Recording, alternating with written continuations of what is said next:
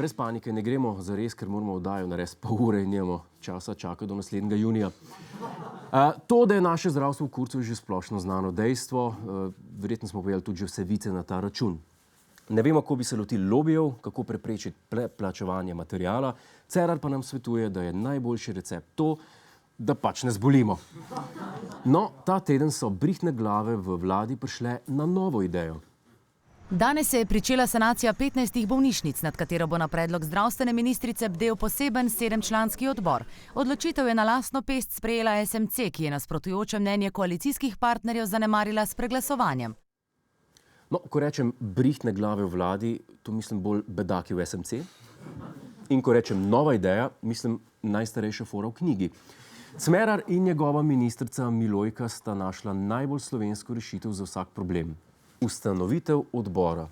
Tokrat SMC ustanavlja odbor, v katerem bo stolčke grelo 7 strokovnjakov za kompletno sanacijo, pa bomo dali 136 milijonov evrov.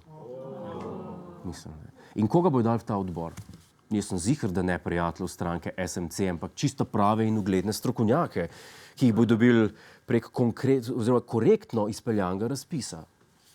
Zdaj bam se. Itak, da bojo dali frendom šiht. Zdaj, jaz čakam, da se za tem odborom ustanovi še sanacijski odbor, ki bo saniral sanacijski odbor. To je edino logično, ne? Ampak ker očitno nihče na oblasti nima najmanjšega pojma, kako rešiti zdravstvo, v našo družbo vabim strokovnjaka za alternativno zdravljenje s patriotizmom in diplomiranega Slovenca Janeza Ivana Novaka. Spet.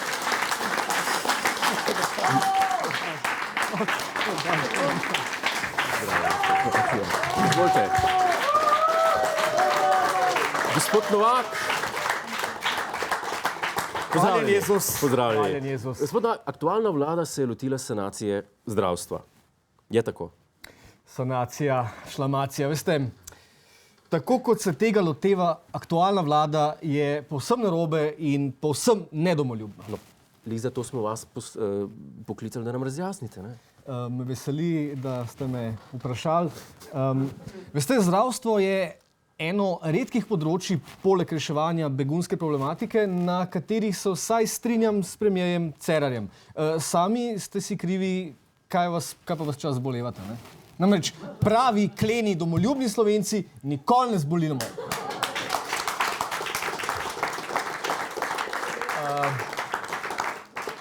Sicer je res, da nas dokaj hitro pobere, recimo zaradi srčno-ožilnih bolezni ali pa ciroze jeter, ampak tukaj gre za pokončno smrt vredno pravega domoljubnega Slovenca.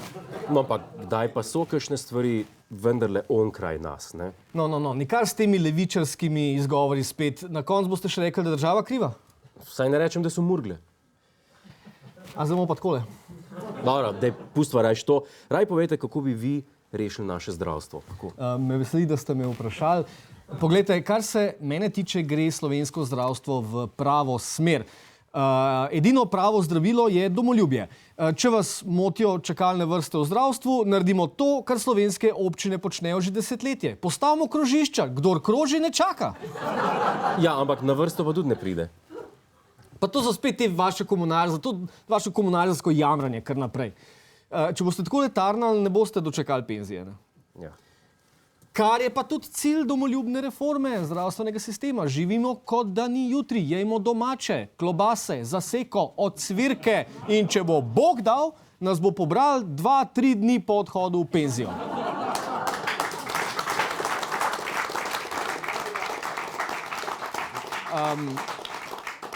Namreč na ta način bomo domoljubno sprostili čakalne vrste v zdravstvu, ne? Razbremenili pokojninski sistem, dali prostor mladim, bolj svežim domoljubom.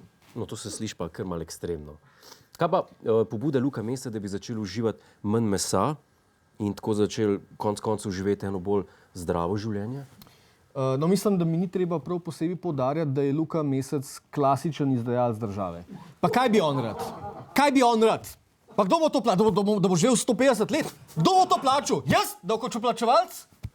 Si predstavljate, da bi Mesec živel toliko dolg kot Kučan? In to na državni plači in pokojnini? Dobro. Veste, kaj bom jaz rekel? Ja? Ne si Luka Mesec, dajte si malo zaseke namazati na kruh, no?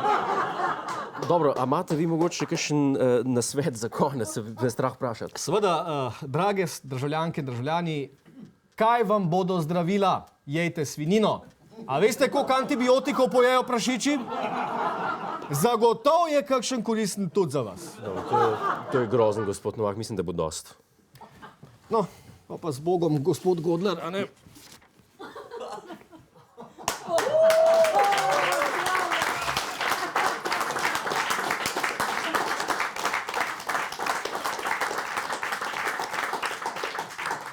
A ste vi lihkar izvedli praljaka? Prosim, za koga me pa imate? To je bila šmarenca, nekaj mi praska po grlu, veste. Ker sem se že ustrašil. Malo sem se pa že ustrašil. To je naš YouTube kanal. Klikni na ta gumb in se naroči, da boš na tekočem. Polajkaj nas tudi na Facebooku in na Twitterju. Pa po pameti!